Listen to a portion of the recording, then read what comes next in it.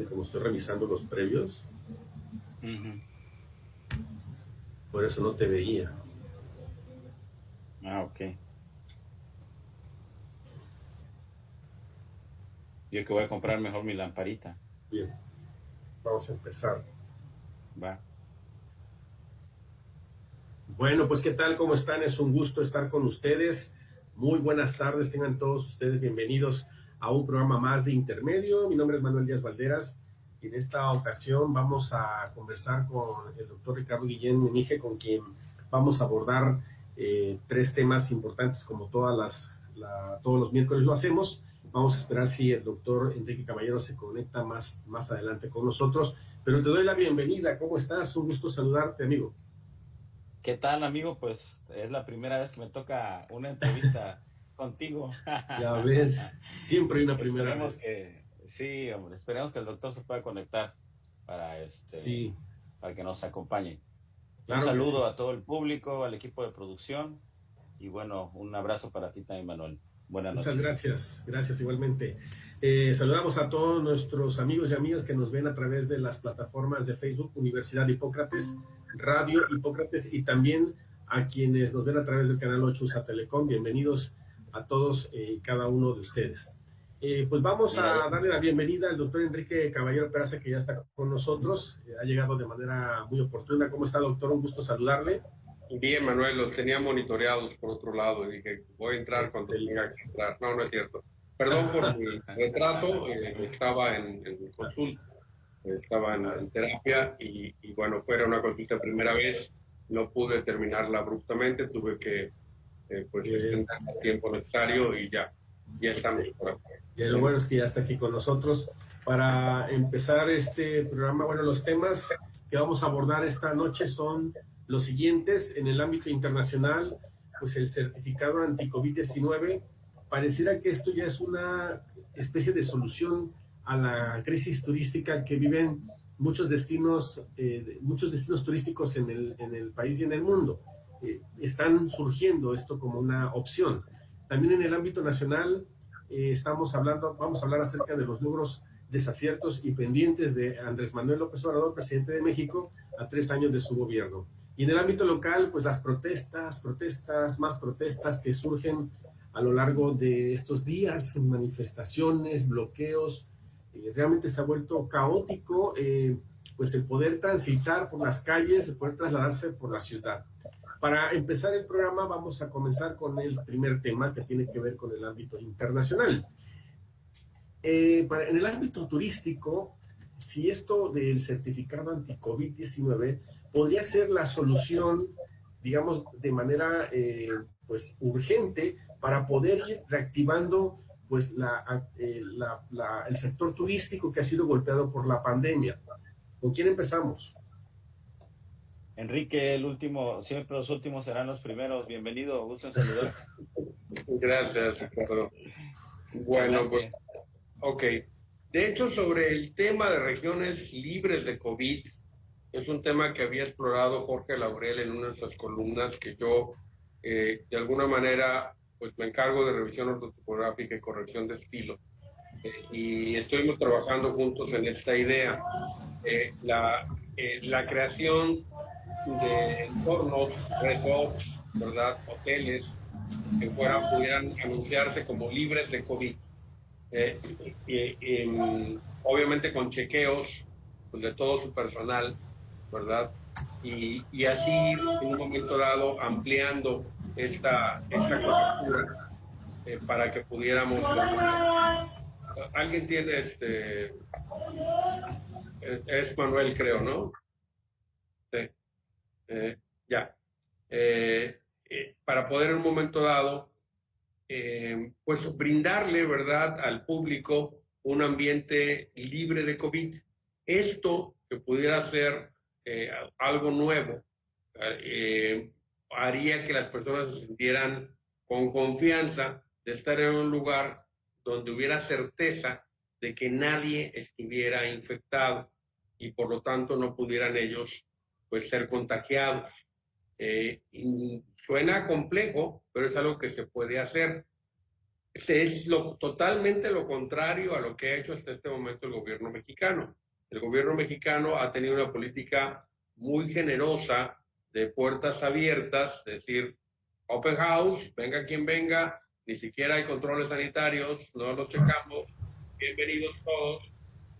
Y pues esto no nos ha ido muy bien en el tema del número de casos, aunque sabemos perfectamente que hay una pues disminución en el número de casos reportados, simplemente pues porque no hay, simplemente porque no hay de ninguna manera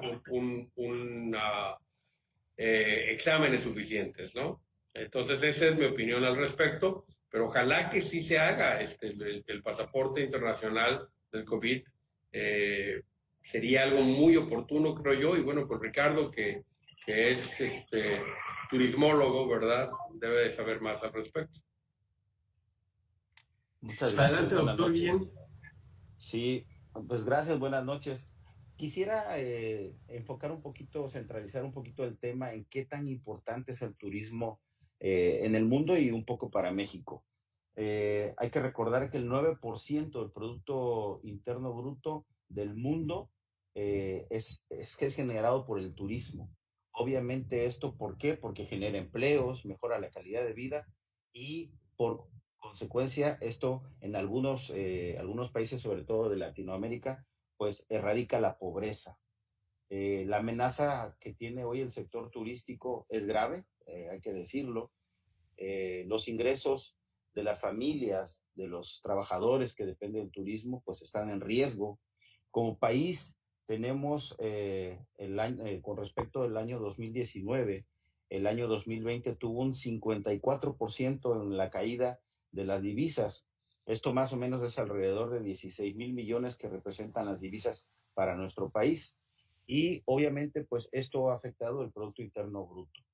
Si esto lo hubiésemos visto anteriormente, pues sabemos que el turismo de alguna manera ayuda a cumplir los objetivos que la ONU estableció en 2015 en lo que es la Agenda 2030 o 2030, eh, que es garantizar las modalidades de consumo y producción sostenible, combatir el cambio climático, conservar y utilizar la cuestión de los recursos marinos y promover el uso sostenible de ecosistemas. Pero todo esto, pues a la hora de no haber turismo, eh, no se puede llevar a cabo, ni en lo económico, ni en lo social, ni obviamente en la parte del ecosistema, de la parte de conservar la naturaleza. Hay que recordar que Andrés Manuel define al turismo como la herramienta de la reconciliación social. Incluso hay que recordar también al secretario de Turismo Nacional, Miguel Torruco, que cuando iniciaba él su función como secretario, decía que dentro del plan de trabajo del gobierno de Andrés Manuel, el turismo era una herramienta o una estrategia con la que no deberían de convivir paraísos turísticos con eh, infiernos de marginación. Es decir, que obviamente el turismo debía ser utilizado como una estrategia y una herramienta para potencializar la economía. Sin embargo, no nos esperábamos la pandemia, no nos esperábamos esto y, si no mal recuerdo, en la participación que tuvo el vicepresidente nacional del Colegio de Turismólogos, como bien lo comentaba Enrique hace 2, 3 semanas, el maestro Benjamín Sandoval Melo, pues una de las posturas que el Colegio Nacional tuvo a bien manifestar fue precisamente la de hacer una norma para certificar que hoteles, restaurantes, centros turísticos estuviesen certificados por los procedimientos para la cuestión de los protocolos contra el COVID-19. Pero por otro lado, también se pidió que todo el sector turístico, todos los trabajadores, toda la cadena de servicio, desde el productor o del proveedor hasta el turista, estuviesen vacunados. Obviamente, la vacuna no garantiza, y lo puedo decir por propia experiencia, no garantiza ni que no te contagies, ni que bueno, lo único que sí puede beneficiar es que el contagio no sea de alto riesgo, pero obviamente va a depender también ahí ya de tus comorbilidades, de tus preexistencias, todas las enfermedades que tengas antes de ser contagioso. Esto como que te viene a debilitar o a potencializar las debilidades que tengas. Entonces sí, estoy totalmente de acuerdo en que deberíamos ya como país también contar con, unirnos a una especie de certificado, de especie de pasaporte anti-COVID para poder precisamente llevar a cabo todo esto que nos decía el turismo, que es tan importante no solo para México, sino para el mundo. Por cierto, el día 27 de septiembre celebraremos el Día Mundial del Turismo. Esto es más de 120 millones de empleos a nivel global dependen de esta actividad. Entonces, pues es una actividad importantísima en el mundo, no solo para mí. Hasta aquí mi comentario.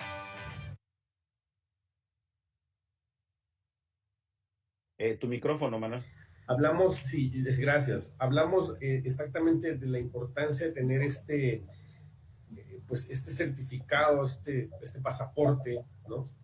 Para el turismo. ¿Qué hay del personal que trabaja en la hotelería? Que entiendo que hay muchas personas que no se quieren vacunar por las diversas circunstancias, por religión, porque piensan que es algo del sistema de gobierno, lo que sea. Pero ¿qué va a pasar con todo eso que también es un factor negativo para el tramo turístico? Mira, tengo yo entendido, Manuel, que aproximadamente es el 13% de las personas que se resistían a la vacunación. Yo tengo pleitos de apología, ¿verdad? Sí, sí. En algunas redes sociales con los antivacunas que me parecen peligrosos, porque, bueno, o sea, si tú no te quieres vacunar, pues no te vacunes, pero aparte son difusores de la palabra, o sea, tratan de convencer a todo el mundo que no se vacunen. Bueno, y médicos incluso, médicos incluso que asumen, ¿verdad? Algunos homeópatas, algunos alópatas, que dicen que no, que la vacuna simple y sencillamente no debe de aplicarse, punto. Que es un experimento y que se acabó. De hecho, un amigo de mi hijo ahorita, para que se aplicara su segunda dosis, prácticamente le dijo que no lo hiciera porque tenía riesgo hasta de morir. Mi hijo se vacunó el día de ayer. Su segunda dosis, le hablé, le pasé toda la relación de los datos estadísticos de la Organización Mundial de la Salud, etcétera. Lo que pasa es que él fue asintomático, después prácticamente asintomático, sí tuvo ciertas molestias después de la primera dosis, pero pese a eso, él debería de ponerse su vacuna en población normal y obvio va a tener un boost mayor, ¿verdad? Porque ya tuvo ahorita la enfermedad, pero esto le va a ayudar a afianzar una mejor inmunidad. Y bueno, pues ya le dije, dile a tu amigo que supuestamente es médico, no sé dónde se ha egresado, que se ponga a leer, se ponga a leer y que sea muy responsable en las recomendaciones que hace, porque pues, esto es peligroso, ¿no? Pero bueno, desgraciadamente pululan algunos, son muy activistas, o sea, están sumamente convencidos de las bondades de no vacunarse y pues hacen mucho daño, la verdad.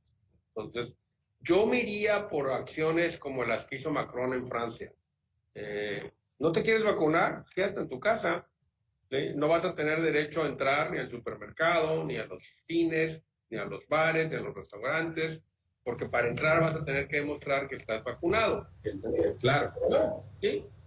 Ahora, tú no te quieres vacunar y trabajas en un lugar de atención al público, pues con la pena, pero vas a perder tu trabajo, porque un requisito pues, debería ser el estar vacunado para no expander, ¿verdad?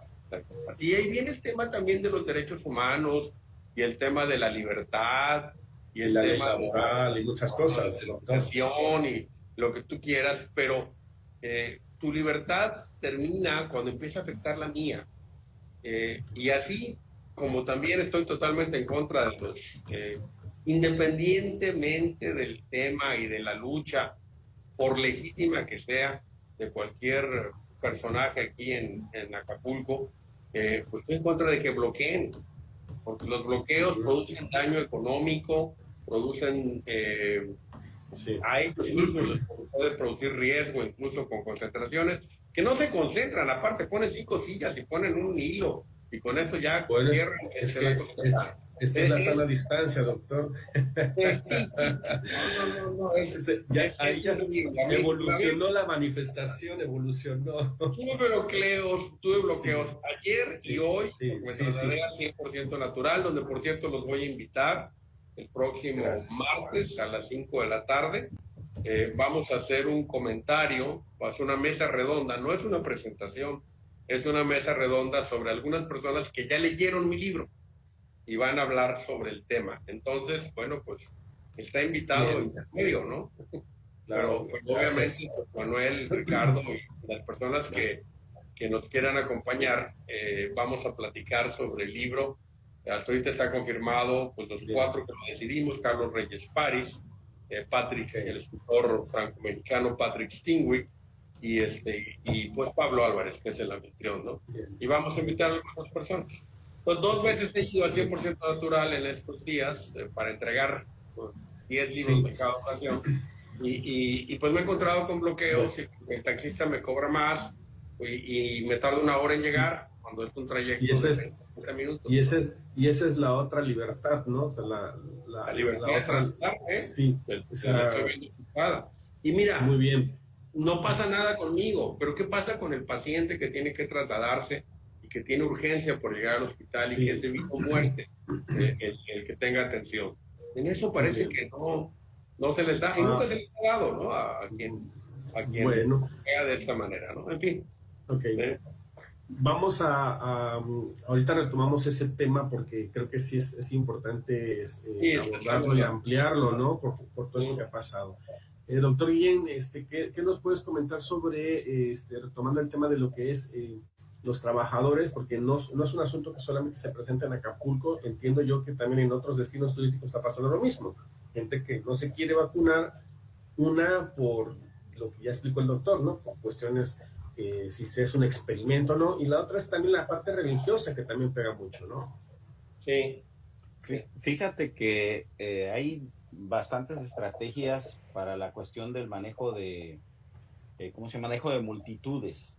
Sí. Y una de la estrategia o las estrategias, el conjunto de estrategias más pues confirmadas como más provechosas, más útiles, han sido las lúdicas. Es decir, si tú a alguien le prohíbes algo, se va a ir en contra. Si tú a alguien le incentivas por algo, vas a tener un número considerable de personas que aprueben esa estrategia. Sin embargo, cuando además del incentivo se pone una parte lúdica, es decir, algo que divierta, algo que me haga feliz, algo que me divierta realmente, entonces es cuando la participación en esa política se incrementa. Hay un programa que se llama precisamente el control de multitudes y recuerdo un capítulo donde en un estadio de fútbol pues se dice que desafortunadamente, y lo vimos ahorita con la pandemia, desafortunadamente solo el 30% de las personas se lavan o lavamos la mano después de ir al sanitario. Hoy pues vemos que el incremento en el lavado de las manos pues se potencializó y qué bueno, ¿no? Pero anterior a esto solamente el 30% nos lavamos las manos después de ir al sanitario. En ese estadio hicieron la prueba y entonces le dijeron que bueno, cada vez que alguien se lavara las manos y lo vieran, le daban un pase para ir al siguiente partido. Bueno, se incrementó, digamos, un poquito, un 20%, un 15%, por ese interés, ¿no? Por ese incentivo. O la persona que no lavara la mano, entonces quedaba prohibida la entrada. Eso no tuvo mucha repercusión, pero sí tuvo mucha participación en cuanto quien se lavaba la mano o las manos, sonaba digamos, había una ovación a la hora de meter las manos en el agua, había una ovación, había aplausos, y todo eso incentivaba, divertía, y entonces se incrementó un 45% la participación. ¿Qué quiero decir con esto?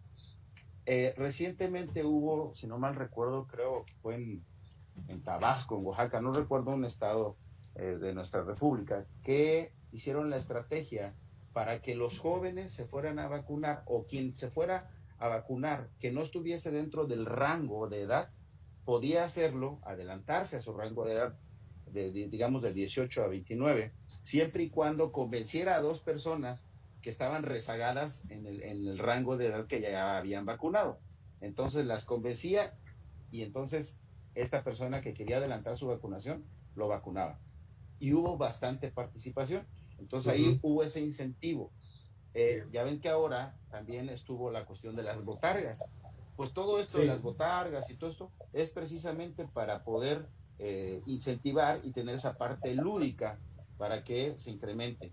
Si vimos ahora, en el caso del rango de 18 a 29, se les permitió, incluso hay municipios que lo promulgaron, que lo hicieron así tal cual, que fueras disfrazado, de tal manera que no en Nuevo León, ¿no? Nuevo León, que no te vieras, no te expusieras, digamos, al escarnio público y tú fueras disfrazado. Y la participación de los jóvenes se incrementó en un 70-80% respecto a otras edades. Entonces, Ricardo, ahí están estrategias. Doctor, claro. ¿Quiere opinar el doctor Caballero? En Alemania, ya creo que ya lo habíamos comentado de esto, en Alemania les ofrecieron pizza y cerveza a los jóvenes. Exacto, cerveza, sí es cierto. Pizza y cerveza. Y mira, fue un hitazo. A lo mejor aquí sería pizza y mezcal, o taquitos y mezcal, o lo que ustedes gusten, pero podría ser. Oye, tenemos aquí a 2 videoespectadores a través de Facebook que quieren verles un saludo. Son del rango más importante, porque los 2 están en el rango de menores de 7 años y nos están viendo en este momento, Valentina y Matías, que son hijos de mi cuñada Luisa, que le mando un saludo también. Y están creando colores, ahorita están felices trabajando. Ya me mandaron fotos y audios ahí del tema ahí del estreno de los colores. Y bueno, perdón por el saludo personal, pero ya me comentaron que estaban y bueno, dicen, vamos a enviarles un saludo a ellos, y qué bueno que vean el programa. Y ahí coméntanlo, compártanlo, por favor, para que otros chicos nos sigan y tengamos audiencia en años. Sí, por supuesto. Muy bien, pues saludos a ellos y bueno, lo importante de todo esto es seguirnos cuidando. En el caso de Oaxaca, por cierto, anunció que se va a solicitar ya el certificado COVID para que puedan ingresar a los diferentes lugares, que es lo que ya están nada más perfeccionando la medida, el anuncio que ha hecho el estado de Oaxaca. Y bueno, vamos a ver. Sí, adelante, doctor Guillén. Aquí en nuestro municipio, la CANIRAC, la Cámara de Restaurantes, presidida por nuestro buen amigo Enrique Castro, dio el incentivo de un 10% en todos los restaurantes afiliados a la CANIRAC a aquellas personas que lleguen con su certificado de vacunación. Bien. Entonces, pues eso es un incentivo, ¿no? Entonces, sí, exacto. Ahorita qué bueno que dices, porque de hecho había en esta semana, si no mal recuerdo, también hubo un posicionamiento por parte de los empresarios que hablaban acerca estaban analizando el poder hacer lo mismo que está haciendo Oaxaca para poder ir presionando a las personas que no se quieren vacunar, pues a que vayan y se vacunen con toda la seguridad del mundo, ¿no? Entonces, vamos a ver si eso cuaja y se vuelve de alguna manera algún requisito para poder entrar a diferentes lugares aquí en el puerto de Acapulco. Bueno, pues a ver qué pasa sobre eso, ¿no? Adelante, doctor. Es más drástico, Manuel. Pena de muerte, se acabó. Pena de muerte. No, pues, doctor, pena de muerte. Bueno, ahí está la propuesta. Desgraciadamente, ellos la están firmando. O sea, ellos firman su posibilidad, pena de muerte en el momento en que claro. Y esto es algo que lo tenemos que entender. ¿Y sabes cómo funcionaría? Y funcionaría muy bien. ¿Sabes con que Pigmenio Ibarra, que es excelente, haga 2, 3 videitos comerciales donde un capítulo de Rosa de Guadalupe. Sí, ándale, uno de estos. Pero ese ya no es de Pigmenio. Sí. Pero un video promocional, un comercial de gobierno de la República, que pues por lo menos haga un tipo de equilibrio con el mal ejemplo de la no utilización de cubrebocas que ha sido reiterada y que pues obviamente ya nunca va a suceder, nunca se va a poner cubrebocas más que ahora sí que los vuelos nacionales que lo obligan a ello, o los vuelos internacionales que lo obligan al presidente a utilizarlo por protocolo externo, pero de buena fe y de buena voluntad y que lo haga, no. Entonces, pues hay que invertirle en promoción, hay que invertirle a concientizar a la población, porque son vidas humanas las que están en riesgo. Y bueno, pues ahora tenemos otro tema con el regreso a clases que afortunadamente creo que nada más es el 12% el que regresó aquí en Guerrero y ojalá que sea menos, porque los niños están siendo afectados, los adolescentes están siendo afectados y como ya comentamos, el tema no es el protocolo en clases, que pudiera ser perfecto, vamos a pensar que no lo creo, pero vamos a pensar que sea perfecto, el traslado, ese es el problema. Porque no todos los niños van a escuelas particulares y se llevan en coches al colegio. No, o sea, jóvenes, adolescentes, jóvenes universitarios se trasladan en transporte público que no tiene ninguna medida de control sanitario y van hacinados y esa es una fuente de contagio. Muy bien. Hay que prever. Y reitero, los protocolos pueden ser llevados al pie de la letra. Sin embargo, en el caso de asintomáticos, supera los protocolos. Así sí, fue claro. como yo me contagié. Así es.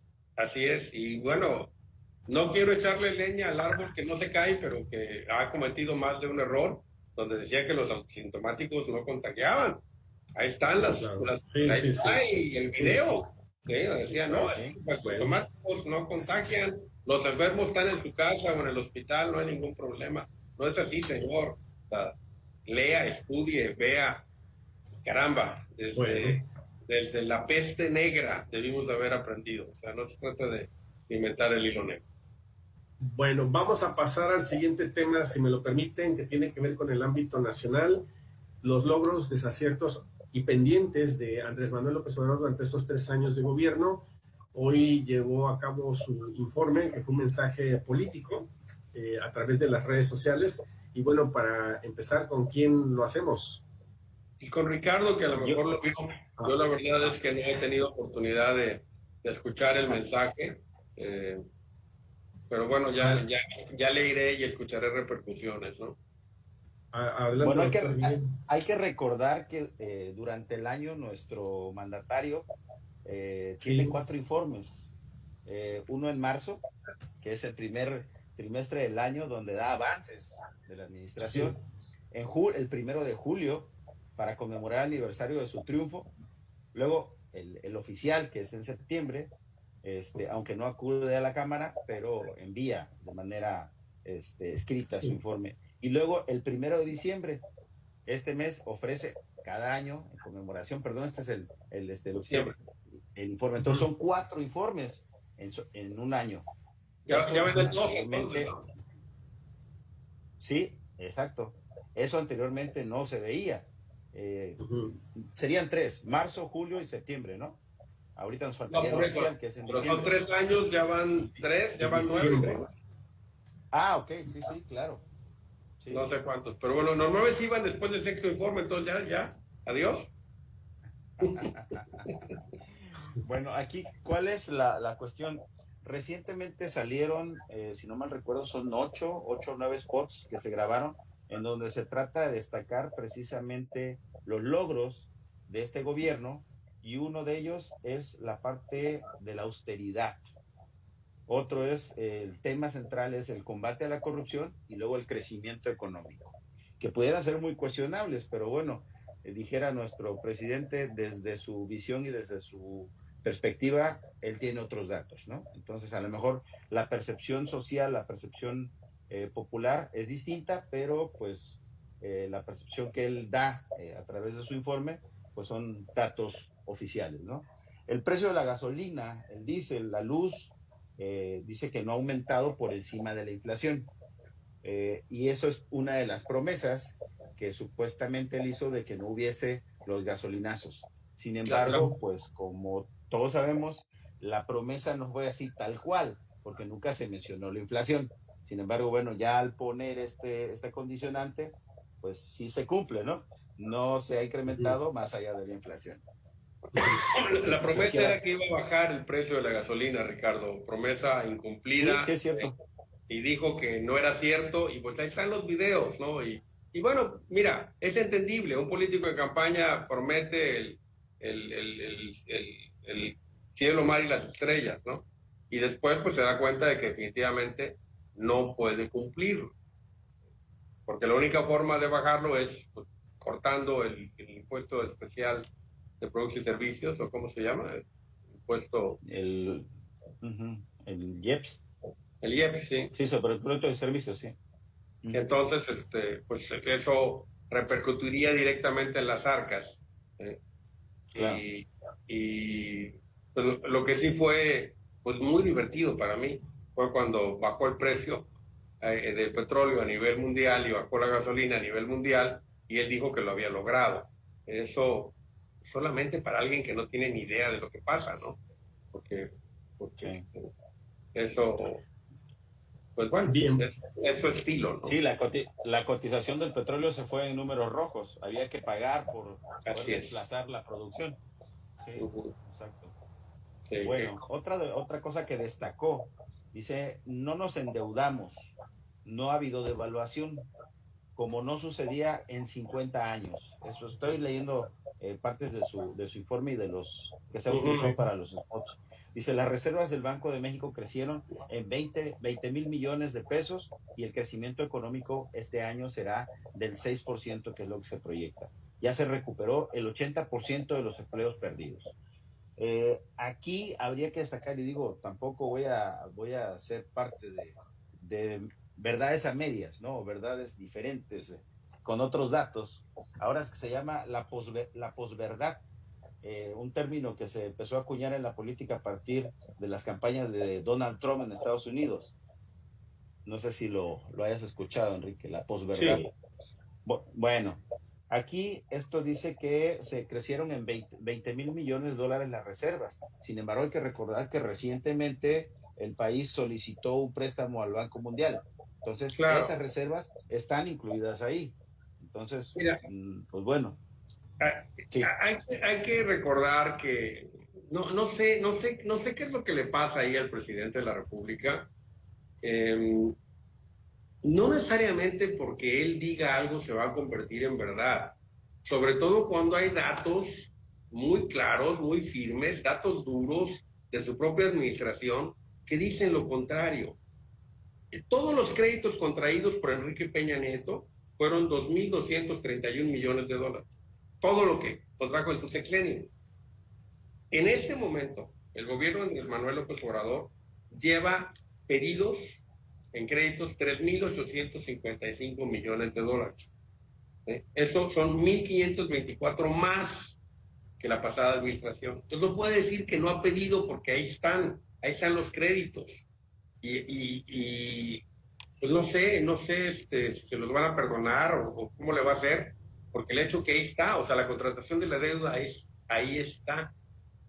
Y yo te voy a decir una cosa. Escuché que había por ahí trascendidos de que los iba a utilizar para el pago de la deuda externa, para la deuda externa. Quiere pedir parte del Fondo Monetario Internacional para pagar deuda externa. No es mala la idea si se lo permitieran. No tengo la certeza si lo ve la creo que no se puede. No se puede, pero no es mala la idea. ¿Por qué? Porque hay créditos ahorita del Fondo Monetario Internacional que hay que recordar que nos costó 159 millones de dólares mantener la línea de crédito abierta, y hay créditos a tasa cero. Entonces es muy lógico pagar sin dinero que no va a cobrar reducir pago de intereses, ¿no? Pero no es por ahí. Pero lo que sí se puede hacer es utilizar ese recurso para rescatar la economía, y ya hemos hablado de ello, hemos hablado de las propuestas. Yo no estoy en contra de que se pida dinero, estoy en contra de que no se aplique de la manera apropiada. En este momento, el pueblo de México ha incrementado su pobreza, ha incrementado el número de pobres. El reparto que se ha hecho no ha logrado disminuir el número de pobres, al contrario, ha incrementado el número de pobres y el número de pobres de pobreza extrema. Entonces, fíjate que ahí yo creo que considero que los programas sociales que se establecieron a partir del gobierno de López Obrador pudieran haber cambiado la economía e incentivado la economía si no hubiese pasado lo de la pandemia. Claro. Obviamente, al haber pandemia, esto se diluye en el gasto social.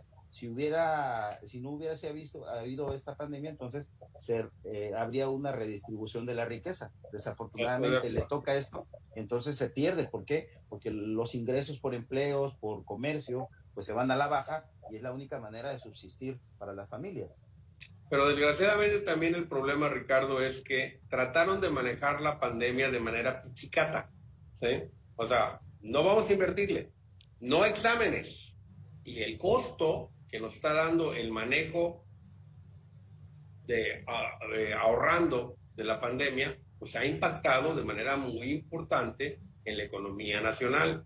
Entonces, si hubiera invertido desde un principio, estaríamos ahorita riéndonos del asunto y riéndonos de Estados Unidos y de Brasil y hubiéramos implementado las medidas de Japón. Y vuelvo a lo mismo número de habitantes. Explícame por qué ellos tienen 15,000 muertos y nosotros tenemos 250 y tantos mil, nada más en números oficiales. O sea, y según la tasa de mortalidad, de extramortalidad, es 1,5 millones de mortalidad extendida. La tasa de mortalidad extendida. Se habla de 500,000 por lo menos. Lo que pasa es que si no hay diagnóstico de COVID, pues la gente no sabemos de qué murió. Pero si hay un incremento en las actas de defunción, en el registro civil, que no checa con lo anterior, ¿no? Y curiosamente los anti-COVID, los que dicen que el COVID no existe, porque sigue habiendo gente que dice que el COVID es falso, hablan de que no, que al contrario, ahora todo se trata de hacer pasar por COVID. Y no es así. Para que un diagnóstico de defunción lleve que murió por coronavirus, tiene que tener la prueba positiva. Si no, no es posible. Más ahora que está lo del programa de apoyo a deudos COVID. Pues sí, claro. Tiene que ir, el acta de función tiene que decir que fue COVID. Si no, no hay el apoyo. Así es. Y para que en el acta de función venga, tiene que haber un examen de diagnóstico. Claro. No se hacen los exámenes. Una de las cosas que a mí me conmocionó, no sé, fue del informe o fue un poco antes, que dijo, se dio atención a todos los mexicanos. Todos tuvieron atención y eso fue falso. Eso es falso totalmente. No se pudo, no hubo posibilidad de dar cobertura a todos. De hecho, el primer mensaje también de nuestro famosísimo epidemiólogo que manejó la pandemia era, no vengan al hospital. En casa se manejan y no vengan porque acá a lo mejor si se contagian peor o quédense ahí y ahí la libran. Y bueno, y ahí murieron muchos. Ahí murieron muchos sin tener posibilidad de acceso. El manejo de la pandemia, yo repito, se reduce a 2 palabras: negligencia criminal. Y esto lo va a perseguir a él y a su administración toda la vida. O sea, ya no se la va a quitar nunca. Haga lo que haga, pase lo que pase. Ese tema no se lo va a quitar. Es muchísimo más grave que las muertes del sexenio de Calderón, que ahorita en términos de homicidios dolosos se han triplicado. Hay 3 veces más de los que hubo en el mismo periodo. Y pues más que cualquier otra cosa que quieran en un momento dado decir, porque el número ha sido impactante. Claro, les va a decir que lo correcto, lo apropiado. Lo que destacó en materia de seguridad es la creación de la Guardia Nacional, una institución con 100,000 elementos, y señaló que se han construido 182 cuarteles con apoyo de la Secretaría de la Defensa Nacional y de la Marina. Obviamente, pues también aquí incluyó la parte de construir grandes obras en beneficio del pueblo sin contratar deuda, y sabemos que pues el ejército es el que ha estado en las obras de construcción del aeropuerto Felipe Ángeles, el Tren Maya, la refinería de Dos Bocas, las obras del Istmo de Tehuantepec, y esto ha generado, según el informe, 200,000 empleos. Sí, bueno, de que ha habido empleos al contratarlos a los jóvenes que están en la Guardia Nacional, sí, finalmente ya es una Guardia Nacional que se va a militarizar totalmente. Adiós mando civil, ¿no? La idea es que se vaya directamente al ejército. Y bueno, para Estados Unidos les ha funcionado porque han servido para controlar, incluso con lujo de violencia, como lo vimos hace poco en algún video que se filtró por ahí, de un migrante que pues, contienen de una manera violenta para controlar los migrantes del sur, ¿no? Para eso ha servido la Guardia Nacional. Yo no veo disminución en la violencia, yo no veo disminución en el número de homicidios dolosos en el país. Yo veo incidencias muy altas en muchos estados. Y afortunadamente Guerrero ya disminuyó, pero no tanto, bueno, disminuimos un poco, pero aparte aumentaron mucho en otros lados. Y entonces por eso ya estamos fuera del rango, porque estábamos en primeros lugares y ahora ya no está. Nos rebasaron. Nos rebasaron, exactamente.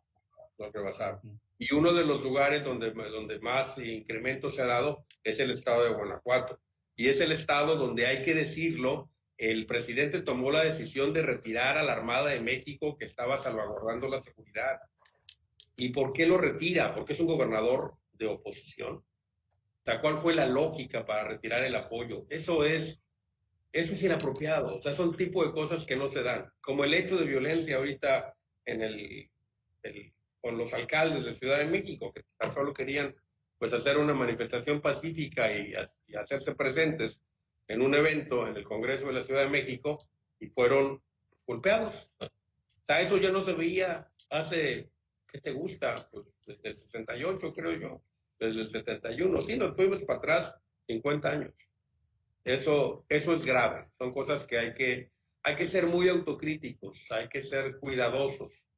Y bueno, dentro del informe creo que tendríamos que también analizar todo el tema de los cambios que se dieron ahora, ¿verdad? Más importante es el de la Secretaría de Gobernación, Gloria. Para poner al... ¿Perdón? María Gloria Sánchez Cordero. Sí, la ministra doña Gloria Sánchez Cordero, para poner al exgobernador de Tabasco, ¿verdad? Que todavía era gobernador cuando le dijeron que ya le tocaba venirse para acá, para la Secretaría de Gobernación, y pues que resulta que pues, su principal mérito es ser tabasqueño y ser amigo y apellarse López para acabarle de molar. ¿Sí? Bueno, es que el 50% creo que son López, ¿no? En nuestro país, así que desde ahí. ¿No son parientes? ¿Quién sabe? Decían que eran parientes, que había una relación de parentesco, no lo sé. Si lo son, más grave.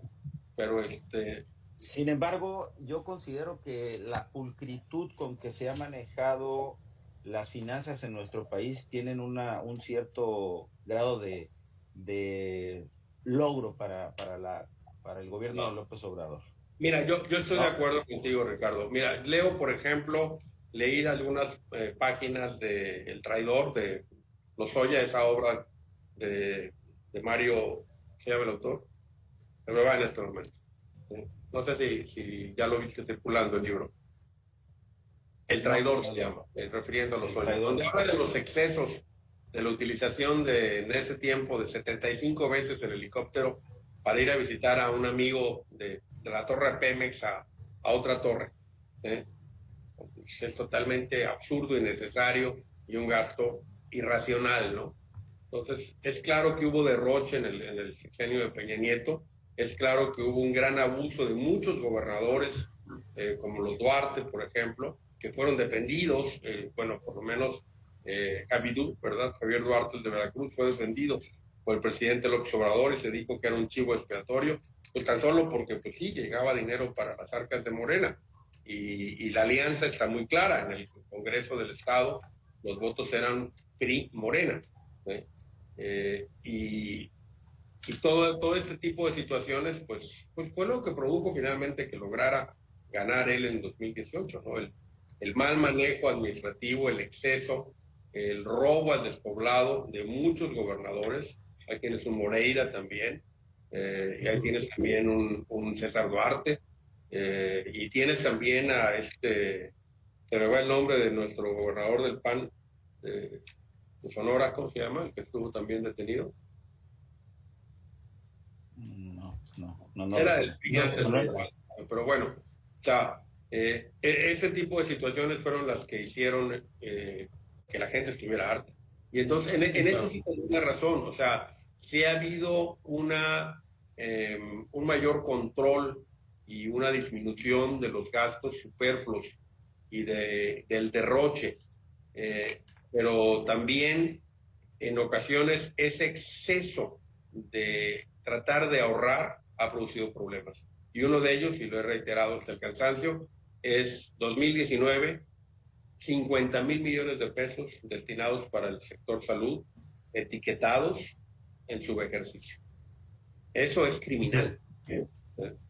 Y hay subejercicio en muchas administraciones municipales y estatales, déjame decirte. Muy bien. Y es irracional. Y recuerdo perfectamente a mi amiga Gloria Sierra cuando era secretaria, creo que ¿de qué era ella? De Bienestar o de algo Cedesol.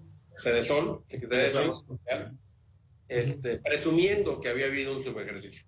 O sea, presumiendo que se gastó el recurso. O sea, no lo puedo entender. O sea, yo me quedo callado, ¿verdad? Y con vergüenza de el recurso que me asignaron y no lo ocupé, pues obviamente para empezar ya en la próxima administración ya no me lo van a destinar, y entonces pues el recurso era precisamente para entregar en proyectos productivos, en inversión, en infraestructura, no para tenerlo guardado. El dinero no se ahorra, no se guarda. Lo que pasa es que ahora todo el dinero que se ahorre, como tú sabes, se va a una bolsa discrecional que ya después el presidente decide cómo, quién y dónde. Y claro, está peor que la partida secreta, Ricardo. Bueno. Fíjate que desafortunadamente, perdón Manuel, se ha manejado de tal forma. Yo estuve en el Instituto Nacional de Migración, allá en la Ciudad de México, en Polanco, sí. Y yo estaba como subdirector a nivel nacional. Sin embargo, cuando llegaba a salir a algún estado de la República con un coordinador, es decir, 2 puestos arriba de mí, después del director sigue el coordinador, me homologaban los viáticos al rango del coordinador. Sin embargo, o a un jefe de departamento, si nos acompañaba, le homologaban sus viáticos a rango de coordinador del más alto. ¿Por qué? Porque obviamente pues no te vas a ir tú a un hotel, vas a comerte en un restaurante o vas a ir diferenciado pues en los gastos, ¿no? Pero, sin embargo, lo que pasa es que cuando tú gastas menos, pues afectas a los otros. Y como dices, aquí hubo un subejercicio, digamos, de los viáticos, ¿no? Ya no lo gastaste y tú te vas a comer a un restaurante más económico por no irte al restaurante donde come el coordinador. Entonces dicen, bueno, ¿qué pasa? Quiere decir que con esto le alcanza al subordinado, le alcanza porque no le puede alcanzar al coordinador. Y entonces se va ajustando el presupuesto ahora de viáticos y afecta. Entonces, ¿qué te decía un coordinador, un director? No, aquí gástate lo que te den, no devuelvas nada, justifícalo, pero gástatelo, porque si no, nos afectas a nosotros.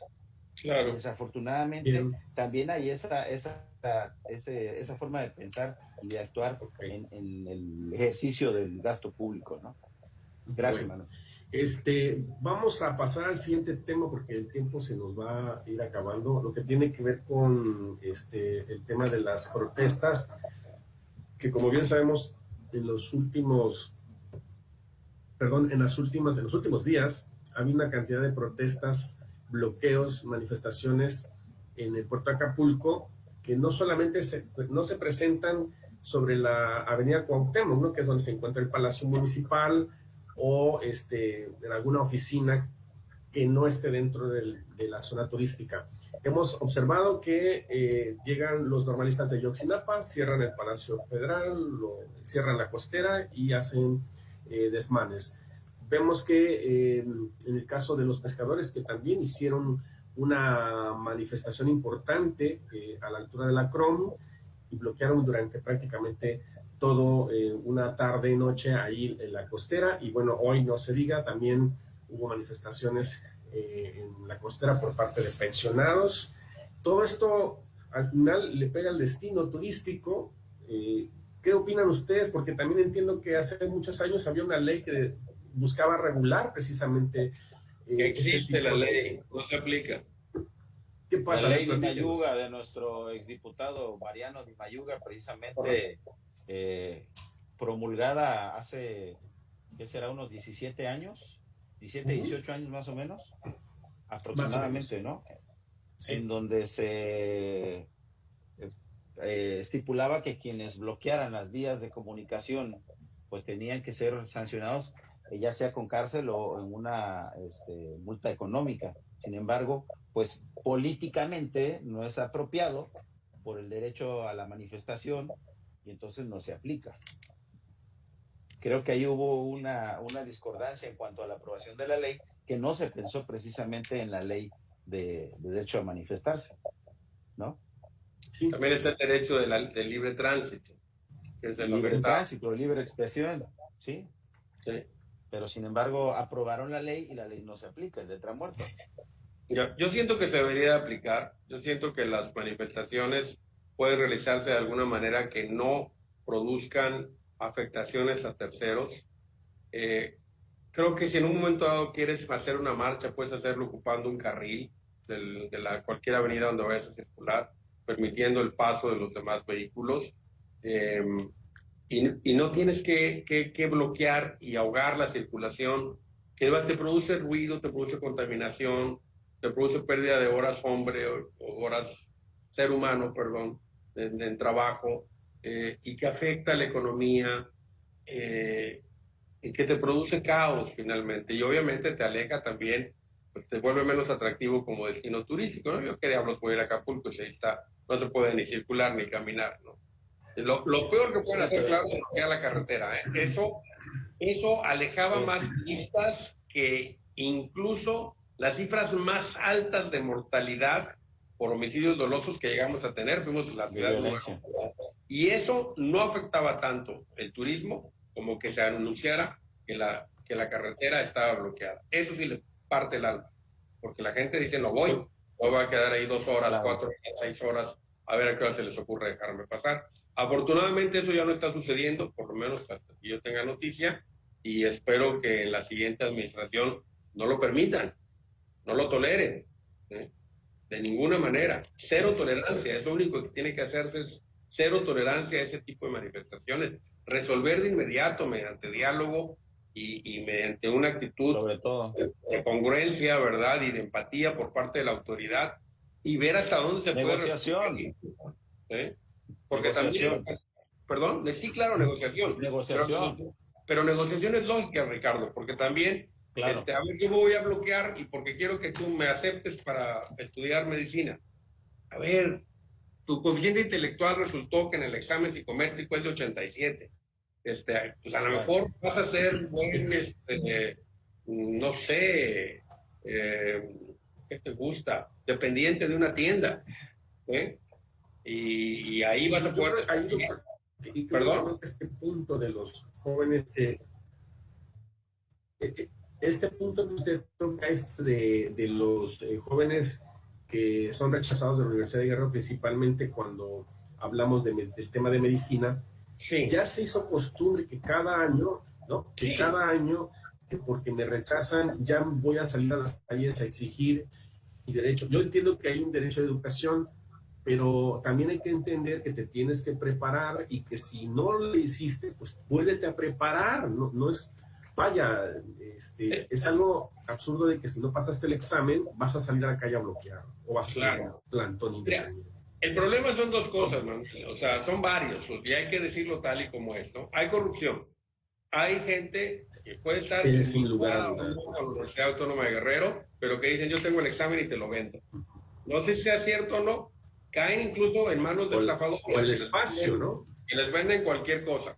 Y les venden fuerte los exámenes, y los pobres muchachos acostumbrados a este tipo de acciones corruptas, los compran, y se encuentran con que resulta que no fue el examen, aparte. Entonces, sí. Y también entran de repente algunos recomendados, y bueno, pues la cuota sindical, que no estoy totalmente de acuerdo, porque el hecho de que sea así es altísima.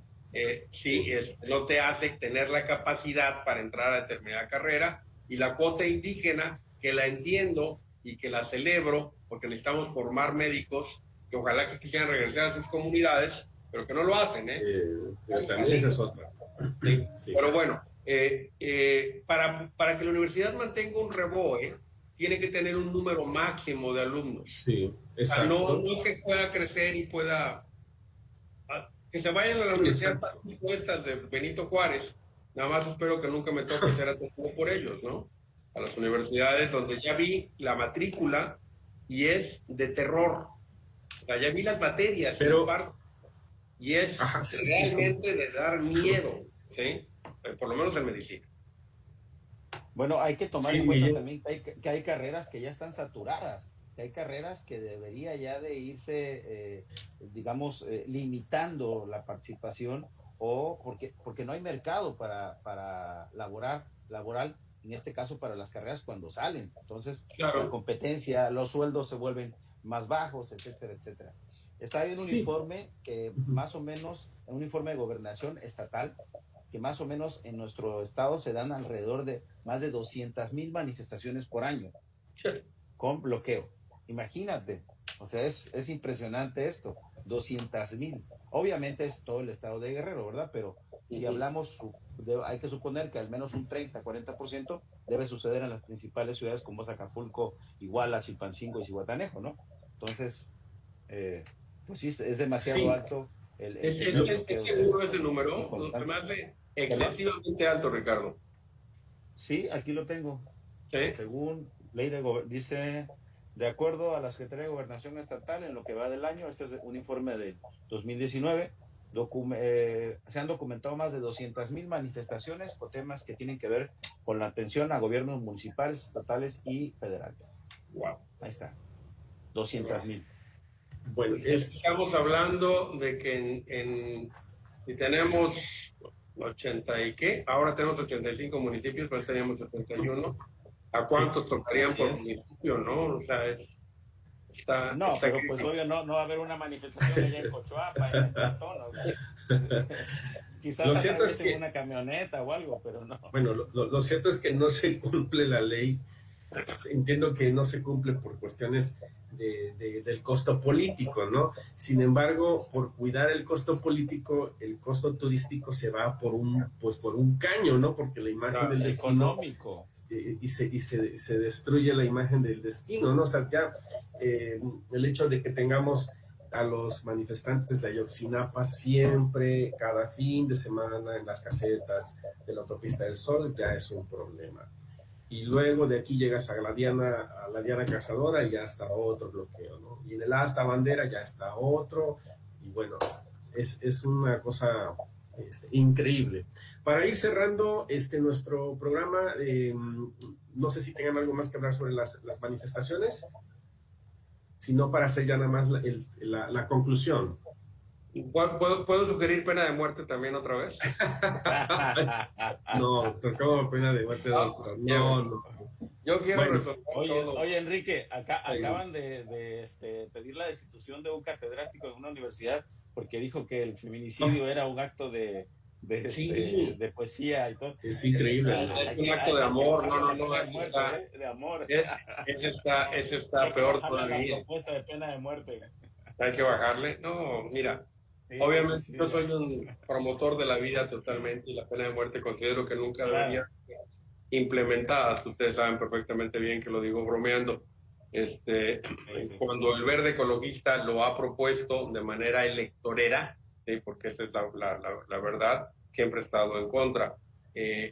No estamos preparados incluso para pena de muerte porque con un sistema judicial corrupto como el que tenemos, pues Sí. morirían muchos opositores, morirían muchos pobres aparte, que no pudiera pagarse una buena defensa. Entonces no es por ahí, ¿no? O sea, cualquiera tiene oportunidad de redención y si no la tiene, podemos estudiarlo. O sea, un homicida peligroso, un homicida serial, entonces no, este tipo no tiene por qué seguir vivo. Bueno, el hecho de tenerlo cautivo te ayuda en un momento dado a estudiarlo para poder prevenir y poder saber cómo detener a otros que en un momento dado actúen y piensen como él. O sea, hay muchas cosas que se pueden hacer. La pena de muerte, claro que no es una No. pero es una forma de decir, estamos hartos, ya basta.